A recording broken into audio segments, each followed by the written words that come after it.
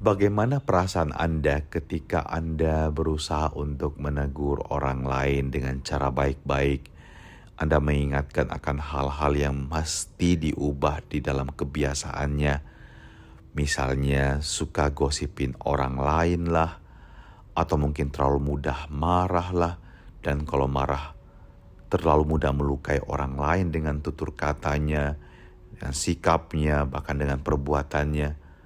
Atau mungkin Anda mengingatkan rekan kerja Anda yang agak malas-malasan dan tidak jujur.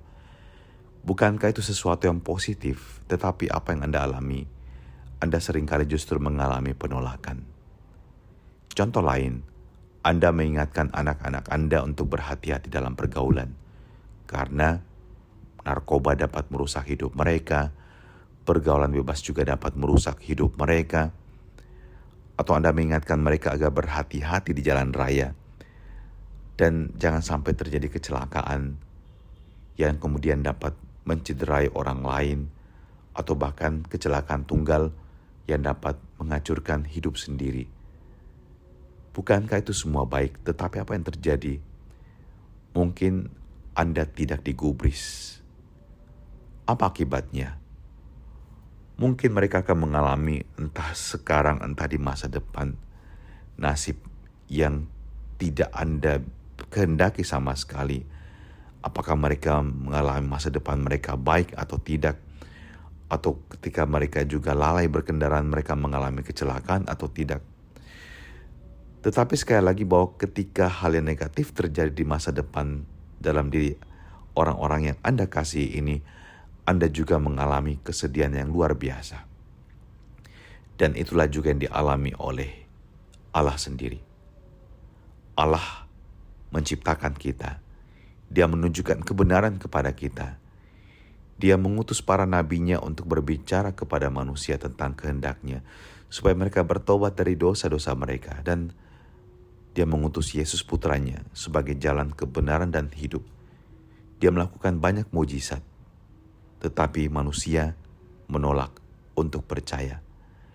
Dan kita membaca Injil Lukas hari ini juga dalam konteks ketika Yesus berbicara kepada orang-orang yang menyaksikan Dia, kepada orang-orang yang justru mencari-cari kesalahan dirinya, manusia yang tidak mau bertobat.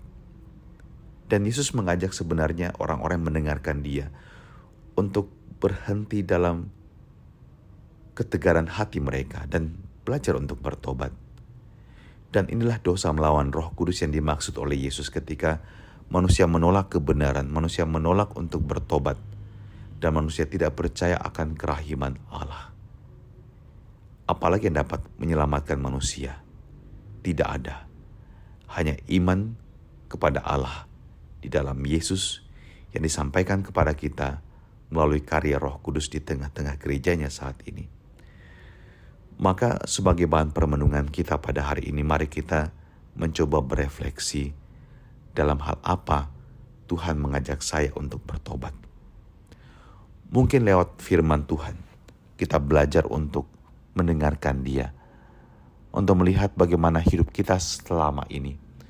Apakah mungkin kita harus berubah dalam hal ketidakjujuran kita, dalam hal ketidaksabaran kita, dalam hal mungkin cara kita memperlakukan orang lain, dalam hal mungkin kita suka menceritakan hal negatif tentang orang lain.